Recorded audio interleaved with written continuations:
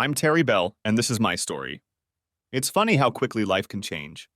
It all started the day I went fishing with two of my friends. My wife Abby had already been sitting in her office for about an hour when she got a phone call. "Is this Abigail Bell?" the caller asked. "Yes, it is. How can I help you?" "We have kidnapped your husband and are holding him for a ransom of $250,000. You have 24 hours to collect the money or your husband will die. If you call the police, he will die. I will call you again at 3 o'clock this afternoon and give you instructions on how to get the money." "Is this a joke?" "Who are you?" Abby was scared and stunned. She didn't know what to do. "I went on a fishing trip with friends to Lake Erie for 3 days. I didn't even bring my cell phone with me because we didn't want anything to interfere with our fishing trip with my two friends. Me and my friends were on my boat on Lake Erie, drinking beer and fishing, having a good time. We had never gotten out that often and we all really enjoyed the fishing. My boat was quite large, a 35-footer that could even accommodate 6 people if they were friendly, although we rented a cabin to stay in overnight. For the last 6 years, we've done this kind of camping and fishing trip once a year. While I was chugging another beer, the Coast Guard came speeding up to us and stopped next to the boat. With guns at the ready, they asked, 'Is one of you Terry Bell?' 'That's me,' I replied. 'What the hell happened that you pulled a gun on us?' 'I'm sorry, sir, but we were asked to find you. We've been told you've been kidnapped and are being held for ransom. I can assure you that I'm fine. These are 2 friends of mine, Joe and Al. They are also 2 of my employees. We came here to fish for a few days. We decided to do without cell phones. We didn't want to be disturbed, we just wanted to fish. Could you please point your weapon in the other direction?' 'Excuse me, Mr. Bell. We'd like to board your boat and take a look around. Do you have any weapons on board?' 'Just the standard flare guns and other emergency items you would expect to see on a yacht.' 'Welcome aboard.' They quickly searched the yacht and checked the IDs of the 3 of us. After that, they apologized but asked if I would go with them. The police needed to talk to me at my house. 'Joe, Al, go ahead and enjoy your fishing. I'll see if I can get back to the cabin tonight or tomorrow. There's no sense in spoiling your vacation. If for some reason I don't come back, see to it that the boat is docked and securely tied up. Clean and lock the cabin and drop the keys.' I walked out with the Coast Guard and headed for shore. I had met Al and Joe in prison 12 years earlier. I had been convicted of receiving stolen property, which I will talk about later. Joe and Al also met in prison. They were both serving time for assault and battery. It seems each of them had caught his wife cheating on him and had beaten up his wife's lover. They could have been locked up for attempted murder, but they took the deal, reducing the case to assault and battery. Needless to say, they both divorced. During our time in prison, the 3 of us became good friends and had each other's backs. When I was released shortly afterward, I told them that I would do my best to help them when it came time for their parole. Before parole, I served 3 years. My father owned an auto parts warehouse. I had worked for my father since high school and eventually took over the business when my father became ill and passed away. A year after my release from prison, Al and Joe were released on parole.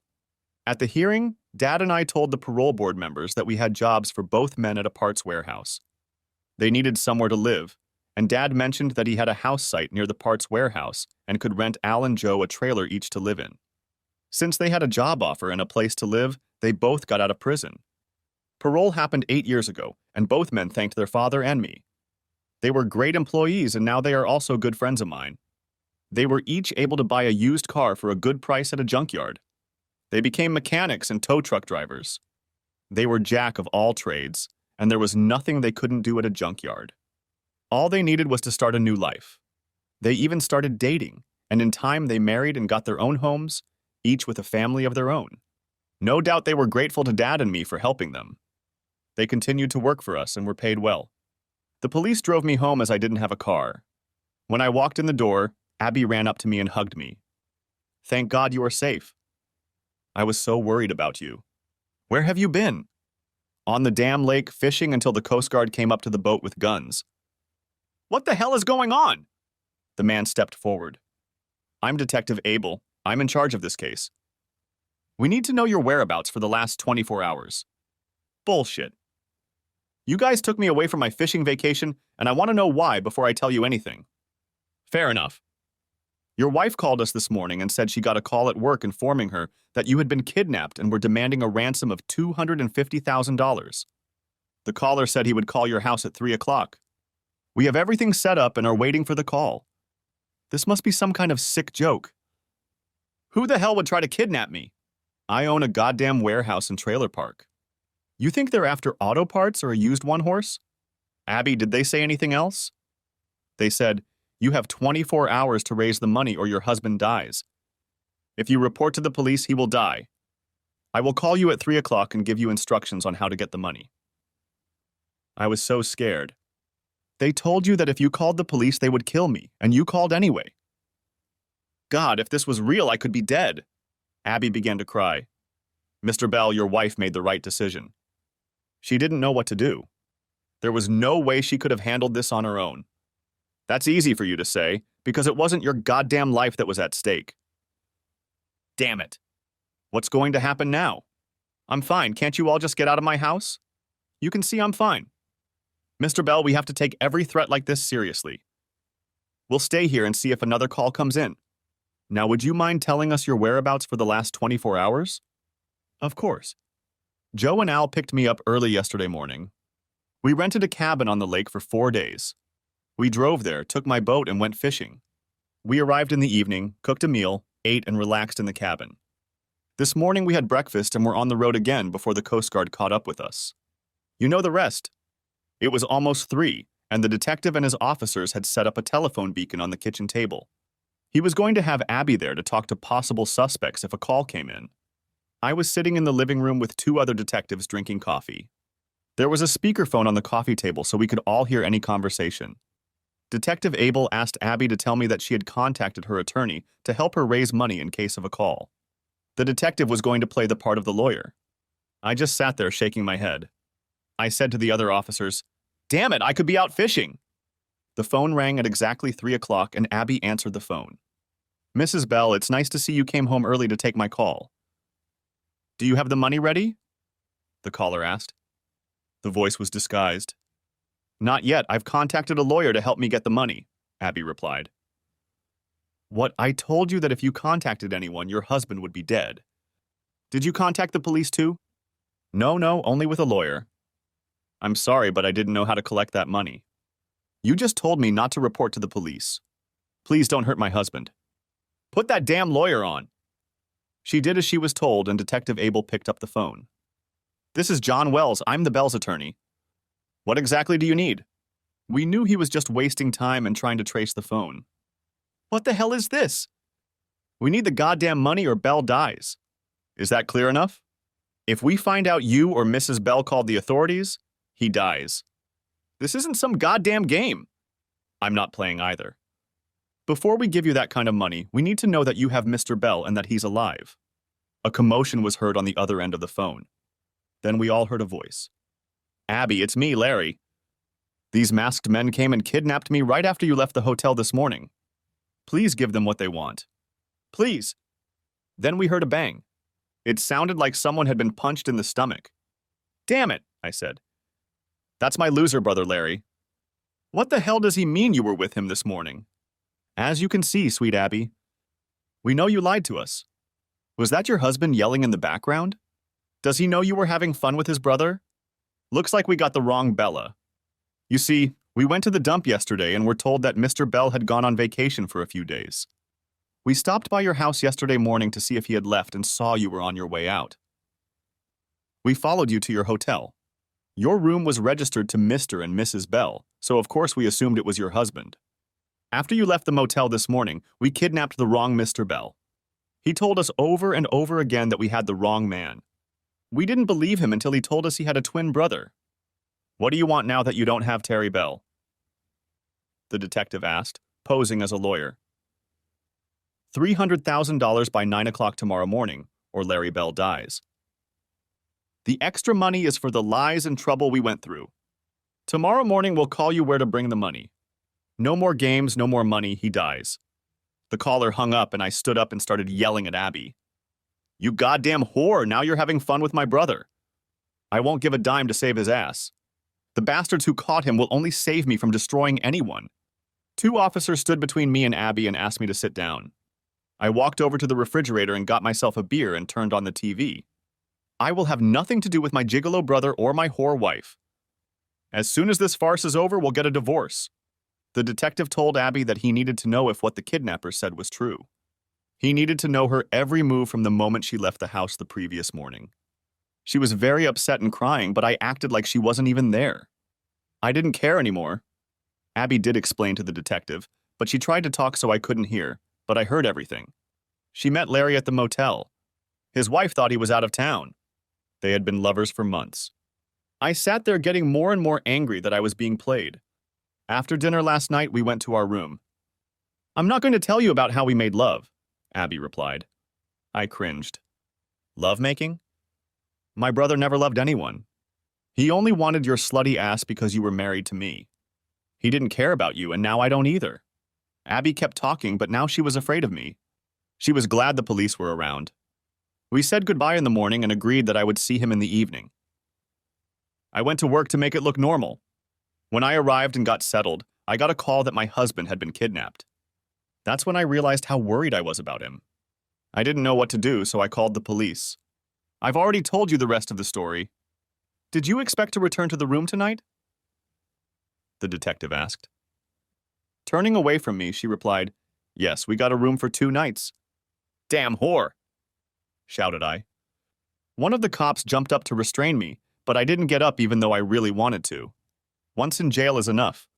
Larry and I really were twin brothers. We may have looked alike, but we were completely different. I liked mechanical things, while Larry was more interested in girls. We usually got along as kids, but only because I was forgiving. We both dated, but Larry always got my girlfriends. He was the more suave conversationalist and usually ended up staying with the girl, dumping her after he got what he wanted. My philosophy was that there were plenty of fish in the sea, and if the girls wanted Larry so badly, so be it. I was never in love with any of them. Our mother died of cancer when we were 18, and we lived alone with my father until we graduated from high school. Larry wanted to go to college and become a salesman. He had the gift of gab, and he would be good at it. The only person Larry really cared about was himself. I, on the other hand, worried about my father. He had owned a scrap metal business for most of his life. To most people, it was just scrap metal and junk, but his fortune exceeded $1 million. Most of the money was tied up in what was called inventory. I didn't go to college. I stayed home and helped my father. We worked hard and helped build the business even more. Dad was very proud of me and the business. One night I went to a party and met a girl. We started dating, and within a year we were married. She moved into the house with me and Dad. Eventually, Dad told us we could live in the house, and he would live in one of his trailers in the trailer yard. It was all he needed and gave us more privacy. Over the next 3 years, my wife Beth and I had 2 children. Everything was going well until Larry came home from college. One day I saw Larry trying to hit on Beth and we hit it off. Being the stronger of the two, I slapped his ass and yelled, "If you come near her again, I'll destroy you!" Beth didn't utter a word. She knew to be quiet when I was angry. I'd never accused her of anything, and she was fine with that. But I had my suspicions. Neither Beth nor Larry ever denied what I said. After that day, Larry and I rarely saw each other. We kept in touch, but Larry kept his distance from Beth. After graduating from college, he took a job as a sales representative for a window and siding company. He often spent several days a week traveling, but it gave him the opportunity to meet many women. He had the gift of gab and always found common ground with women who had money. He would live with them for a while, and after using them, he would find another. His job paid okay, but it didn't fit the lifestyle he wanted to lead. He was living large because of the women he dated. It's been 12 years since I married Beth. We had a good marriage, but now I always had suspicions about her. But our children were fine. Because of them, I never gave cheating a second thought. Just about that time, my father got sick. He'd had a stroke, but he seemed to be coping. I went out of my way to call Larry and ask him if he wanted to join a salvage firm, and he just laughed at me, saying, "He wants nothing to do with our junkyard." Of course, Lou, our father, was uncomfortable, but I told him I would always be there for him. One day, we had a man come in with several cars he wanted to get rid of. Dad made him an offer under the table, and he accepted. Unfortunately, my father had already done this several times to avoid paying extra taxes. Because of this, he never checked the cars against the VIN numbers. A few days later, law enforcement came to the house with a search warrant. Apparently, the man who sold the cars to my father had told the police that he disposed of them in our parking lot. They found the cars and were preparing to arrest my dad for receiving stolen property. There was no way I was going to let Dad go to jail. I stepped forward to speak to the agents. "Sir, I have accepted these cars." My father never knew about it. I was going to take care of the registration, but I didn't have time. All they needed to do was arrest someone. I was arrested and pleaded guilty. I was found guilty and sentenced to 5 years in prison. My father was distraught and said he would do anything for me. I hugged my father and he tearfully told me how sorry he was. The day I was sent away, I realized that my dad would not survive prison. He already had a bad heart, and I didn't want him to die alone in prison. Beth left me and filed for divorce 2 months after I was sent to prison. She said she didn't want to live alone. She took the children, of course, and soon began dating an insurance agent and married him a few months later. I was very upset about losing the kids, but said to hell with her. I corresponded regularly with my father. He came to visit me every month. Several of his cousins helped my father. Coming from prison, there wasn't much I could do in the salvage business. At least Dad trusted his cousins who were a little younger than he was. During my time in jail, I met Al and Joe. They seemed like pretty decent guys to me. Each of them told me a similar story about catching his wife with a lover. In each case, they had beaten them so badly that the lovers had to be hospitalized. I understood that this could happen. I almost did it to my own brother. I told them that when they got out on parole, I would do everything I could to help them. I even talked to my father about it, and he agreed to hire these people when the time came. After serving 3 years of my 5-year sentence, I was released. I was happy that I was free and could help my father again. My father made me part owner of the business. He told me that way when he died, it would be my business, and Larry could have no claim on it. His cousins were doing a pretty good job, so we kept them. Dad said they worked a little harder after I got back. That made us both smile. The next year, we hired Al and Joe.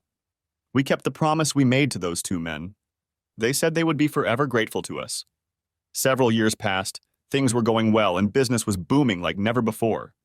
I made sure that every vehicle we received went through a complete inspection. I wasn't going to spend any more time in jail. One day, I had to rush my father to the hospital. He had a heart attack. I called Larry and he got a chance to see his father before he died shortly afterward. As promised, I inherited the rest of the business and the trailer yard. I also got the house I lived in with Beth and then Dad after he was released from prison. Larry got the money. Dad left him his savings account, stocks and bonds totaling almost $300,000. He left happy. He had recently married a wealthy woman. Her husband had died, and he was there to comfort her. Her name was Cora, and she was smart enough to have a pre-infarction fortune. She and her husband owned a real estate business and were quite successful. I met Cora and spoke with her a few times. She was a pretty woman and seemed intelligent. I think her loneliness drew her to Larry. She could have accomplished so much more, I thought. That's how we met my now wife Abigail. We met at a party hosted by none other than Cora and Larry. Abigail was a beauty. Great body and nice legs. She would have been perfect for Larry. Too bad she was friends with Cora. She'd been married twice and divorced twice and never had children. She worked at an insurance office in downtown Cleveland. Abby and I started seeing each other regularly. Soon we decided to get married. I incorporated a salvage business so that no one could lay their hands on it. Abby brought about $400,000 into the marriage and hoped that I wouldn't mind having an advance on it as well. She told me she thought we would be together for life, but unfortunately she had already been married twice. Needless to say, I didn't mind. In fact, it protected my assets as well. I knew she had built up her savings from her ex's money. I cared for her a lot, but I'm not sure I would call it love. I was always left with too many questions for people for me to fully trust them. My first wife, Beth, agreed to let me see my children from my first marriage after I got out of prison. I was pleased that they still called me Dad and that I was present in their lives. I was now helping them both go to college. Life was going well for me. Business was going great. Al and Joe had become my best friends and I was able to see them quite often. I was married to a beautiful woman.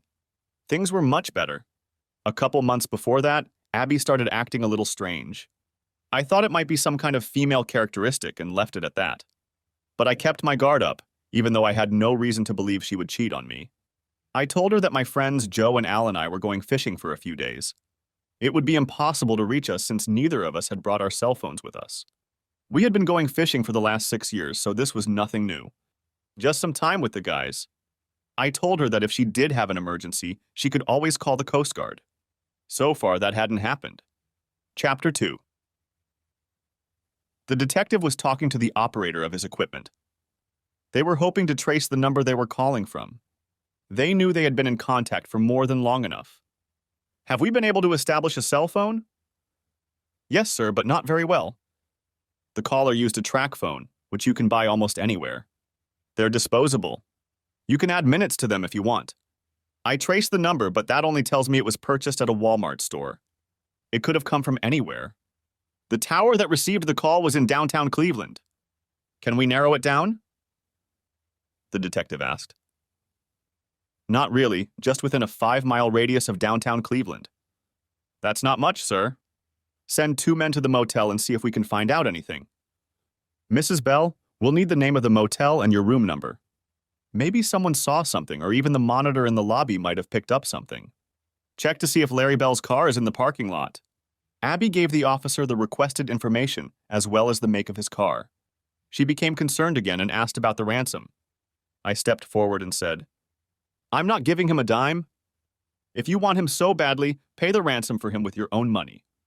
By the way, I think we should let Cora know since her husband has been kidnapped. No, we can't call her, Abby said. On the contrary, Mrs. Bell. We need to talk to her and find out what she might know, Detective Abel said. Besides, it's her husband, and she deserves to know that he's been kidnapped. Detective, let me call her. I'll have her come to the house and you can interview her here, I asked. Okay, but get her here as soon as possible, Detective Abel said. Hi, Cora, it's Terry. Do you have a chance to come to our house? We have something important to discuss with you, I asked Cora. Does it have something to do with Larry? He's supposed to be in Pittsburgh and he's not there. Do you know where he is? Cora asked. No, I don't know where he is. The detective is at our house right now and he needs to talk to you, but not on the phone, so please hurry, I asked. Cora arrived 15 minutes later. I met her at the door and took her hand as she walked into the living room. What's going on? Where's Larry? Is he okay? Mrs. Bell, Detective Abel said. Just call me Cora, since there are 2 Mrs. Bells here. Where's Abby? Is she here? She went out to the bathroom. Cora, tell me, what did you mean when you said your husband wasn't in Pittsburgh? Detective Abel asked. Do you know where he is? Why won't anyone tell me anything? Cora trembled. I uttered. Cora, Larry has been kidnapped. Listen to me, please. The people who kidnapped him thought it was me, but they took Larry by mistake. He's alive, but they're demanding a ransom. Oh my God, I can't believe it. Why would anyone kidnap Larry or even you, Terry? It doesn't make sense. Cora, we need you to tell us everything that has happened in the last few days, the detective said. We've spoken to your husband for a few seconds, and we know he's alive. We're trying to find out where he's being held. Cora was a little nervous, but said she would tell them anything she remembered. I've been wondering more and more lately if Larry is cheating on me. He was supposed to go to Pittsburgh for 2 days for one of his shows. He often attends home remodeling shows. He gave me his motel and room number and told me he would share a room with another vendor to cut costs. He has done this many times. This time he looked a little different or nervous. What makes you think he might have been cheating? The detective asked. He's been more aloof lately. You know, too tired to make love. He's also been missing more often than usual, usually for a day at a time. I needed to know for sure, so I was going to follow him to Pittsburgh. He left yesterday morning and said he'd be gone for 2 nights. He even called me when he announced his arrival. But he didn't know that I had given his motel and room number to a private investigator. I know it's wrong, but I needed to know if he was cheating on me. It cost me $1,000, but it would be worth it to find out that my husband had been faithful to me. The private investigator called me this morning and told me Larry Bell wasn't there.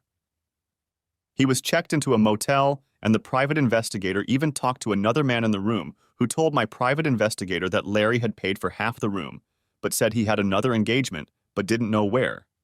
He came into my office this morning and gave me back $500. He said he didn't feel he had earned it, as he had never seen Larry. Abby walked into the room. Her eyes were red as if she had been crying. Cora went over to hug her, but Abby held up her hands. What's going on? What's the matter, Abby? First you say my husband is being held for ransom, and now my best friend is crying and doesn't want me anywhere near her. What aren't you telling me? Terry, you never lie to me. What's going on? I handed Cora a beer and told her to sit down. I told her the whole story and about the kidnapping when they took Larry from the motel room thinking it was me. The reason they thought it was me is because my damn wife was doing it with your husband. What, Larry and Abby are having an affair? Looking at Abby, Cora said, "You two-faced bitch. When I told you I thought Larry might be having an affair, you comforted me and told me he wouldn't do that to me. And now I find out you're the one having an affair with him." Cora started to cry. I put my arms around her and pulled her to me. When she came to her senses, the detective asked if she had anything to add. Add? Thought I. Is he kidding me or something? He gambled a lot and lost a lot of money. I don't know if it had anything to do with the fact that they wanted Terry, Cora replied. The detective asked me if there was anyone I thought might try to kidnap me. Any enemies or someone who would know I had money ready.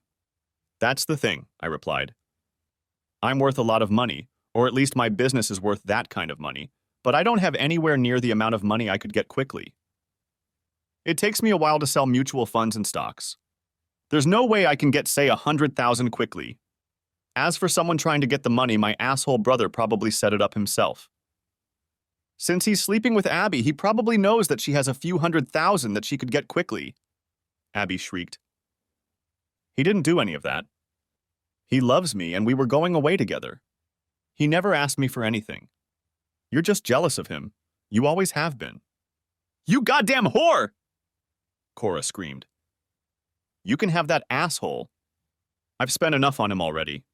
He even took money out of my account. I had to press charges. After he comes back, I don't want anything more to do with him. Detective Abel could see that the situation was getting out of hand. He asked everyone to calm down for now. We have yet to find the kidnappers and Larry Bell. Mrs. Bell, he looked at Abby. We need to find a way to get the $300,000. Your husband has made it clear he's not going to help. Are you in a position to raise that amount of money? Cora, it's your husband. Do you have that kind of spare cash? Cora looked at me.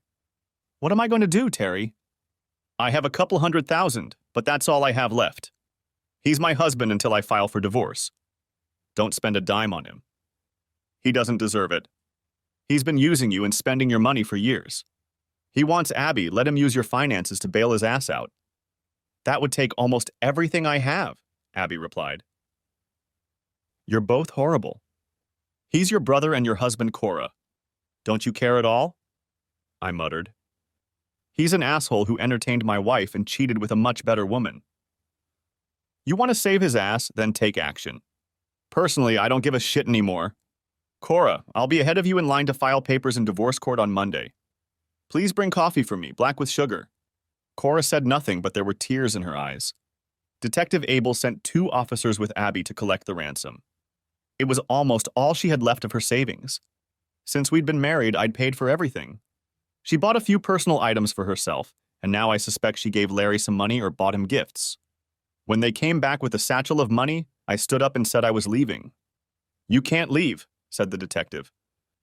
Why not? Either you arrest me or I'll leave and go fishing with my friends again. I'll take my cell phone with me in case you need to call me about the funeral. I knew I said it horribly, but at that moment I didn't care. Cora told them she couldn't stay at the house because of Abby. She would go to her house and the detective told her that he would put a security guard on her house to watch her house until this ordeal was over. He will keep her informed of what is going on. I looked at Abby.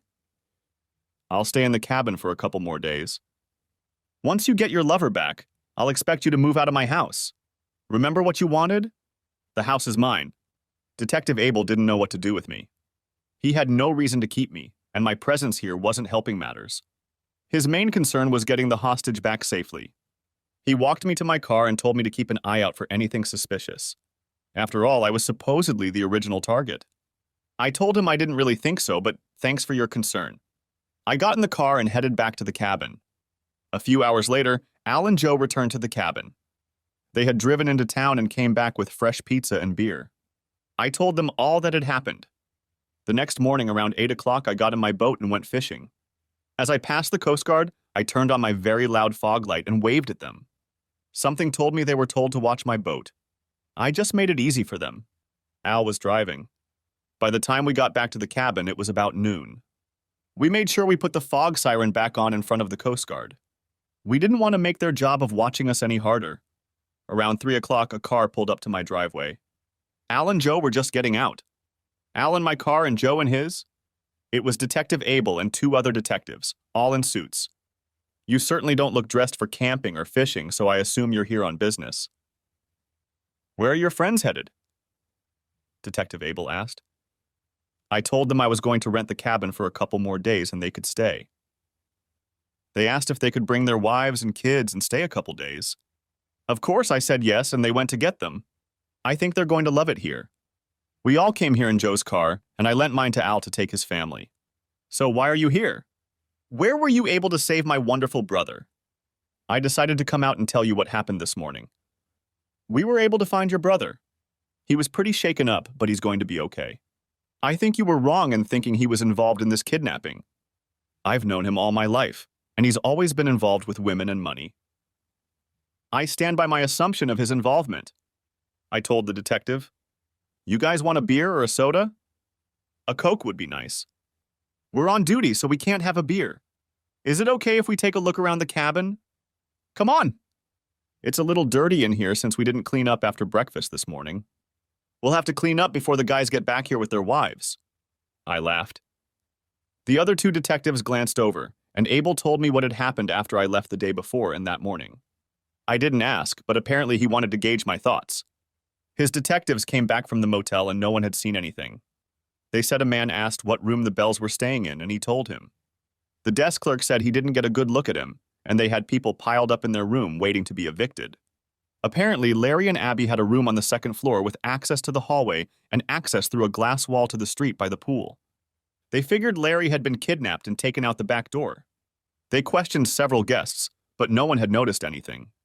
Larry's car was still parked in the motel parking lot. He must have driven away quickly because almost all of his belongings were there, even his wallet, but there was no money in it. There were no credit cards either, so maybe if the kidnappers tried to use them, they could catch them. The other 2 detectives came over and sat down with us. I got up and got chips and dip. I went and bought each guy a drink and myself a beer. Looks like you're going to have to stick around for a long time if you're going to tell me what was going on this morning. You guys might want to grab something to eat. Sorry, we don't have any donuts. The detectives were nice enough to thank me for the chips and dip. I also put down some pretzels. I sat back down and let Detective Abel continue the story.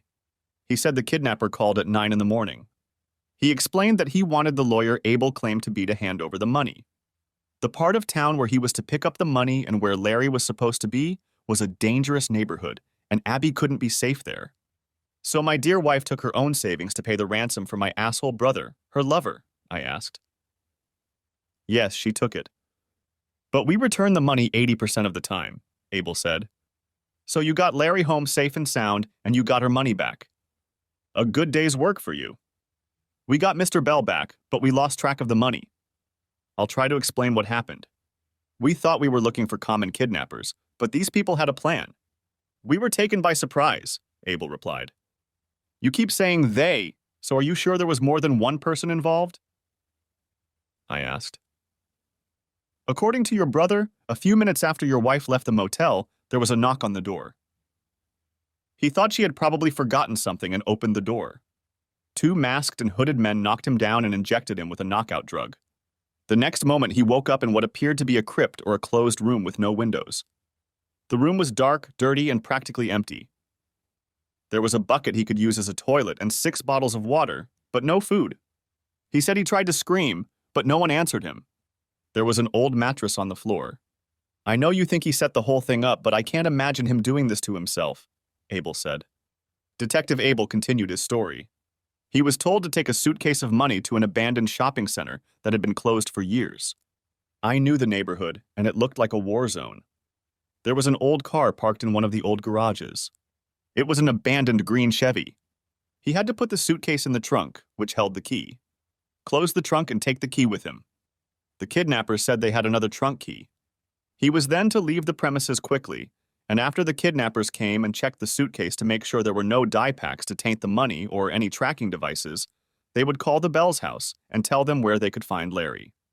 Abel said he told the guy that the terms were unacceptable, but was quickly told that if the money wasn't delivered by 10 o'clock, Larry would die and hung up. We argued with the man on the phone, but he said that or Larry would die. We didn't like the idea, but we figured we could watch the building and the car and see who might come and get the suitcase, and we had no choice, so we agreed. As the saying goes, always follow the trail of money, Abel said. I wondered how this was going to play out. So how did you save asshole Larry and not get the money? I did what I was told and put the suitcase in the trunk of the old green Chevy. I got out quickly and headed back to be with your wife and wait for the call. Jim and Bob, he pointed to the two detectives, hid across the street from the mall. They had binoculars and kept watching the building and the car the whole time. We waited until noon, but no one showed up. I was beginning to worry that something had gone wrong. I had a device sewn into the lining of the suitcase, and it showed that it was still in the trunk of the car. About half an hour later, Mrs. Bell got a call that the money had arrived and gave us the coordinates of where we could find your troublesome Larry. It was located 2 houses below the garage. It was in an old loan office or bank vault. The main locking mechanism had been removed, but someone had welded a large padlock to the door. There was no way Larry could get out. Jim used a sledgehammer and kept pounding on the lock until it finally broke. Larry sat in the dark in his underwear. He had drunk 5 of the 6 bottles of water and was struggling to use the bucket in the dark to relieve himself. We questioned him over and over, but he had no idea who had kidnapped him. All he could remember were 2 masked men. He said they were very angry when they mistook Bell. When they let him talk on the phone, they put a bag over his head.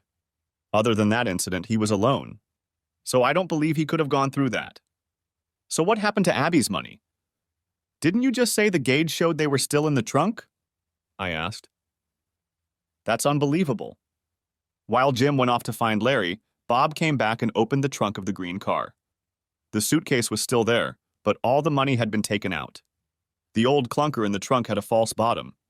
Under the car, we found that the sewer manhole cover had been removed, and someone had taken the money from under the trunk and got out through the sewer. We found the place where this person got out, about 100 yards behind an abandoned shopping center. It was a deserted street full of dilapidated houses. We don't have anything we can trace who went out or where. We don't even know how many people were involved, except that Larry said he was abducted by 2 men. An ambulance took your brother to the hospital, but the paramedics said he looked okay, but very dirty and shaken. I followed your wife to the hospital to see him. Jim and Bob stayed at the scene for an hour looking for any clues, but found nothing. We had the old Chevy towed to our yard to have it looked at. I doubt we'll find anything. Did you notify Cora? I asked. Yes, she thanked us and said she'd have to meet him and tell him she was filing for divorce. She was glad he was safe, but that was it. The 3 detectives stood up and I thanked them for taking the time to explain the situation to me, but I wanted nothing to do with my brother. The best thing he could do was stay away from me. Abel asked me one last time if I knew anyone who might try to kidnap me. Detective Abel, I own and operate a scrap metal recycling center and trailer yard. I had 2 of my best friends with me. 2 of my cousins ran the warehouse while we were gone. I have a few part-time employees, but there's no one trying to kidnap me. Abby could hire someone, but what would she gain from that? Until yesterday, I bought her everything she wanted. She never once spent a dime of her money on me. I have a brother who is a money-hungry gigolo who never has enough. I'd still bet my 2 cents on him. Some time passed when Al and Joe showed up with their families. Everyone seemed so happy, but they knew about Abby, and that made it a little uncomfortable. She had never been close to any of them. I told the guys that I was feeling a little third-rate and that I would be staying at a motel for a couple days. I told them to enjoy the cabin and my boat. I trusted them completely with everything I owned. They were true friends. I would be back in 2 days to put the boat in the dock and close up the cabin. I told them to enjoy their vacation and told them I would see them at work on Monday. I decided that peace and quiet would be best for me. I needed to think about what to do next. I called Cora and invited her to dinner the next day. She agreed. Chapter 3, I met Cora the next day. She looked beautiful but sad. She always dressed like a businesswoman since she was in real estate. We met at the Red Lobster for dinner. We drove separately. Why do you want dinner, Terry? She asked. The last couple days haven't been the best, and I thought we could use a friend. So did you see my asshole brother yesterday? Yeah, I got there shortly after Abby left. I can't believe a friend would do that to me. I never want to see her again. Larry wanted to apologize, but before he could do so, I told him to go to hell. That was the last straw. First he steals from me and then he cheats on me with Abby. I informed him that I would file for divorce on Monday, and if he tried to resist, I would file theft charges against him when he forged my name and withdrew money from my savings account. God, I don't know what I see in him. I feel such a fool for marrying him and then staying with him. He was always a talker. I hoped he had changed when he married you, but I see he hasn't. I'm seeing a lawyer on Monday too. If you want to come with me, that's fine with me. She smiled. Your brother may be a chatterbox, but you're a sweet man. Always willing to help anyone in need. Larry has always been jealous of you, but you probably already know that. What did he say about the kidnapping? Did he admit to setting it up? I asked. Cora laughed lightly. He said he had nothing to do with it. He said they were after you, but he had no idea why. They seemed really pissed off when they took Larry instead of you. I'm confused about all of this. Is there something you know but aren't saying? Let's leave it at that for now. Talking about my brother makes me queasy. How about we go see a lawyer together? We can even have lunch, I asked. Terry, I've always cared for you. It's a shame I picked the wrong brother, but I didn't know you then. We each have to handle our own divorces. Some might think we faked this kidnapping to be together. She laughed. But that doesn't mean we can't have dinner or lunch every now and then. I loved being with her. She seemed so kind and genuine and easy to talk to. I thought about her many times, but I would never admit my feelings to her. We were both married and honored our vows. After the divorce, I hoped things would change. I got to the cabin on Sunday and Al and Joe or their wives had already cleaned up. They thanked me over and over again for the use of the boat. I told them they could use it anytime they wanted. The wives even gave me a hug. Al and Joe had already taken the boat back, tied and locked it up. I said goodbye to Joe and his family and told them I would see him tomorrow, but would be there late.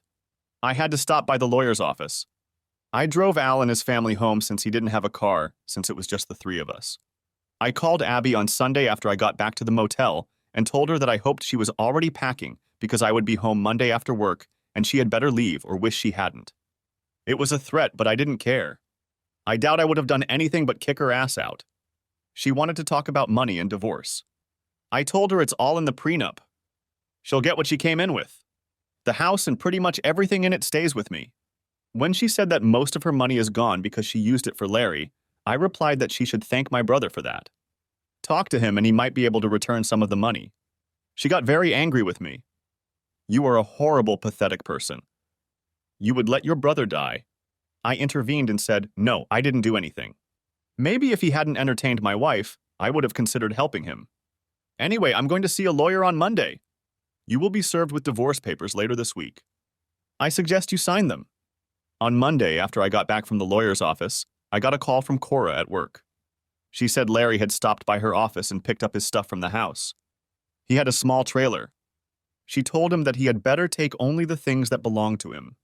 Cora mentioned that Larry tried to apologize again, but she told him to just leave. She would mail the divorce papers to his company's office in Youngstown. As he was leaving, she looked out the window and saw Abby in a car following Larry. I think she rented a truck and my asshole brother helped her drive the stuff. When he got to the door, Cora said she told him that she had dinner with me on Saturday, and that I told him if I ever saw him again, he'd be a dead man. I never said that, but Cora said it scared the hell out of Larry. Cora told Larry, and also Detective Abel, that she canceled all of Larry's credit cards in both of their names. She would no longer pay the bills for him. She told Abel because he was looking for any activity on the stolen credit cards. The case wasn't closed until he caught the kidnappers and hopefully recovered the money. Since they found Larry, this case has been on the back burner. Things are back to normal at work. Cora and I had dinner at least twice a week. We both filed for divorce and the lawyers said it would take about 90 days. We were both surprised that neither Abby nor Larry had raised the issue of divorce. Of course, that would have been a waste of their money and time, since we both had prenuptial agreements.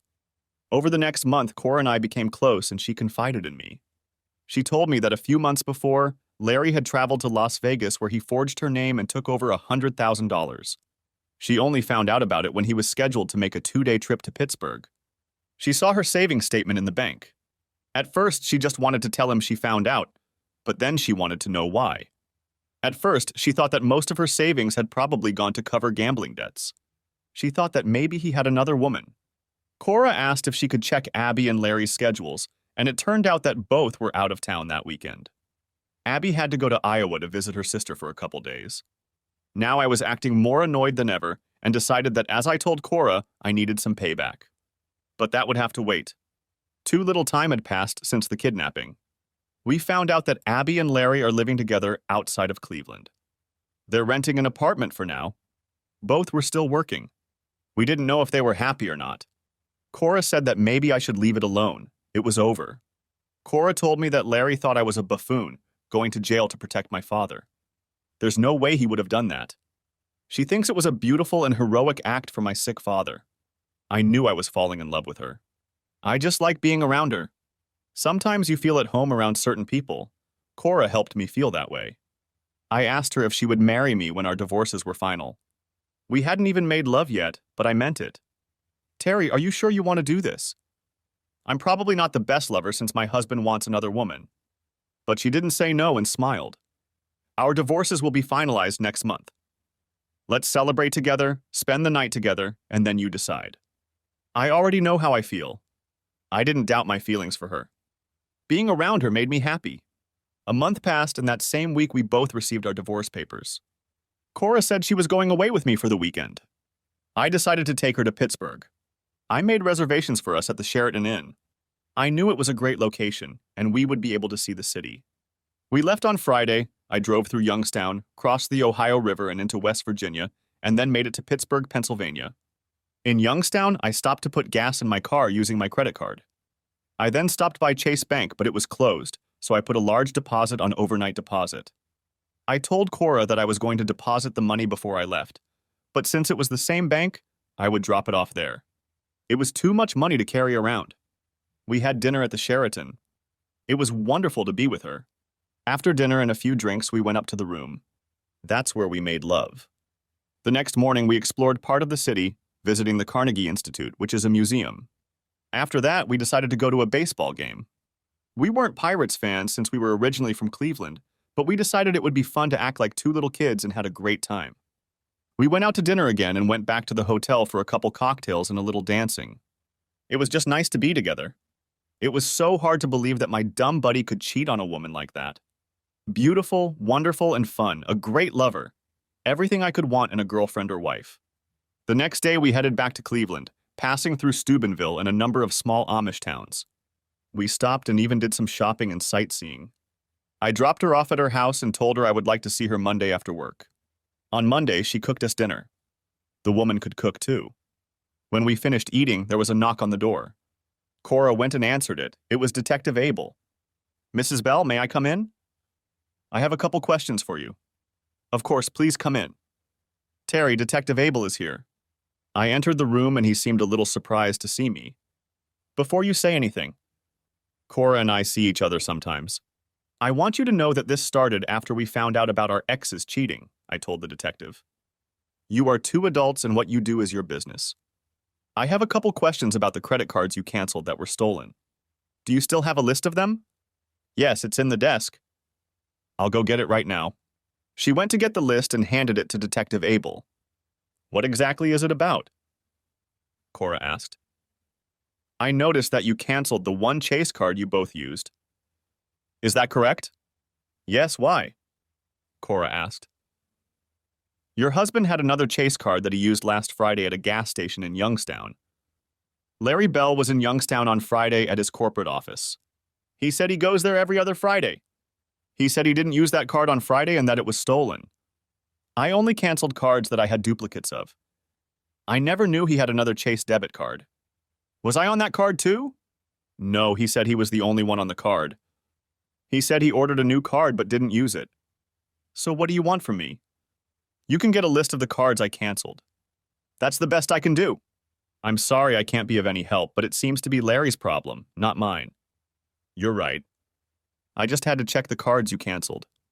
You see, that card was used not only to buy gasoline, but also for an overnight deposit made after hours on the same debit card. Someone put $100,000 into an account that previously had a balance of $75,000. What? I asked. You mean someone put $100,000 into Larry's savings account? Who could have done that but Larry himself? Did you question him about it? Yes, he didn't know what to say. Your ex-wife was there, wanting him to tell her where the money came from, and why didn't he tell her he had another $75,000? Your brother just shut up and said he wasn't going to answer any more questions. You may have been right, Mr. Bell, about your brother, but we can't prove anything. We were just tracking the cards that were reported stolen. Your brother said this card wasn't stolen, but he wasn't sure of that when he gave me the list. After the detective left, Cora looked at me. I realized that she wanted to talk to me. I decided to start the conversation by asking her if she was going to marry me. Terry, I care about you, I really do. But I have one problem, and it's a very big one, Cora said. What's that? I'm sure we can solve it if we try. It has to do with the kidnapping. I have a feeling you know more than you've told me. If we get married, I need you to trust me. I've been married twice, and both husbands lied to me. I don't just mean the cheating. I don't want to go through that again. What makes you think I know more? I smiled at her. Terry, we were in Youngstown on Friday. You got gas and stopped by Chase Bank to make a deposit. I've been taking care of you for a very long time. I know you had the same feelings for me, but we were both ready for marriage. I guess you found out about Abby and Larry and set up this kidnapping so I could see what kind of bastard I was married to. So what do you want to know? Did I know about it? Was I involved in it? Just the truth, that's all. I want to be able to always trust you, and you can always trust me. You made that deposit in the bank knowing I would question it, Cora replied. It was a big step for me. As big a step toward trust as I'd ever taken, with the exception of Al and Joe. Cora was right. I should trust her more than anyone else if we were going to be together, and she should trust me too. All right. I'll just give you a few details. One of my best clients said he thought he saw me in Las Vegas. He said he walked up to a guy who he thought might be my twin. The guy was wrapping his arms around a woman as if she was his mistress. He said, "How the hell are you doing, you stupid son of a bitch?" He said the guy got mad at him and told him to back off. That's when he realized it wasn't me. I showed him a picture of me and Abby and asked him if she looked like the woman the man was hanging on to. He said yes, and I told him it was my twin brother and his wife. He said, "Damn, he was all over her and wasn't afraid to grab her right there in the casino. Must be the newlyweds." I just agreed with him. I called Abby's sister and she'd never been there, so I knew what was going on. Abby went to Las Vegas with Larry, and I figured you were the one who paid for the trip. I paid for her airfare, presumably to her sister's house. I checked Abby's savings account, but she hadn't withdrawn any money for the trip. So I decided to find a way to get even. I enlisted the help of a few close friends I could trust. The rest is history. You would have let him die? Cora asked. Of course not, but I wanted him to suffer. I despise him, but he's my brother. I was just hoping you wouldn't help bail him out. I was surprised Abby gave the money, but I'm sure she thought she'd get it back after they found the kidnappers. Why did you give him the money on Friday? I don't understand. I threw away all of his credit cards except the one in his name only after you mentioned that you canceled them all. I checked it, and when I found the balance was $75,000, I figured that was the money he took from you.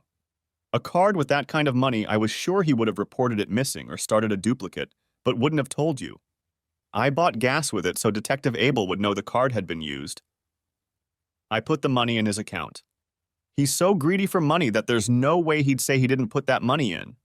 At the same time, I figured it would ruin the relationship between Larry and Abby. She'll always believe it could be her money, and it really is, I laughed. There's no way he'd be able to explain where he got that kind of money. What did you do with the rest of the money? I didn't need any of it. I bought stock in my company for two of my friends who helped me. $50,000 each and put it in their names. They now own about 4% of the stock in my company. I told them not to mess around with it for a while. They both said they liked having a stake in the business. The last $100,000 I've been holding out for you. That's the money my brother stole from you.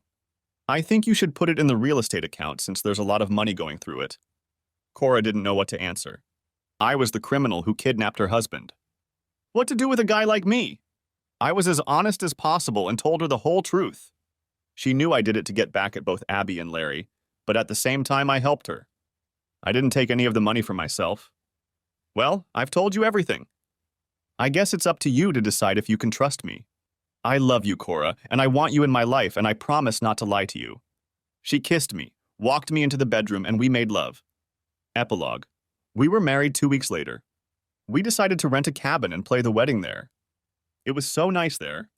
Al and Joe and their families were there, as well as the rest of my staff. Cora's parents were there. I met her sister and some other relatives, as well as a few people who worked for her. It was too cold to swim, but everyone went for a boat ride. No one mentioned Abby or Larry. Nothing was mentioned about the kidnapping either, but I saw Cora hugging Joe and Al. She knew who my real friends were. There was a lot of food and music at the wedding. Cora and I knew we were surrounded by true friends and family. Her parents were a little shocked that I looked like Larry until Cora told them he was my twin brother. After everyone left, Cora and I took a moonlit boat ride. We spent 4 days fishing and just enjoying each other's company. Cora and I had a tentative agreement, but it was for business only. I owned my parts warehouse and she owned her real estate business. Everything else we shared? I sold my house where I'd lived all my life, and Cora sold hers. We bought a condo together to start fresh. It was wonderful to come home to Cora. Sometimes we had dinner out of the house, and sometimes we had dinner at home. Al and Joe's wives became Cora's best friends. Since Cora could not have children, we often watched their children. We were Aunt Cora and Uncle Terry. We are now considering adoption. As far as we have heard, Larry and Abby are no longer together. Furthermore, we heard that Larry had moved out of state, which was fine with me. Cora said she had seen Abby a few times when she was away on business. She had gained weight and was seeing someone from her insurance firm. She never talks to her and only shakes her head when she sees her. We never heard back from Detective Abel, so I guess the kidnapping case is closed for now. Thanks for watching. I hope you enjoyed it, so subscribe to my channel and watch the next video.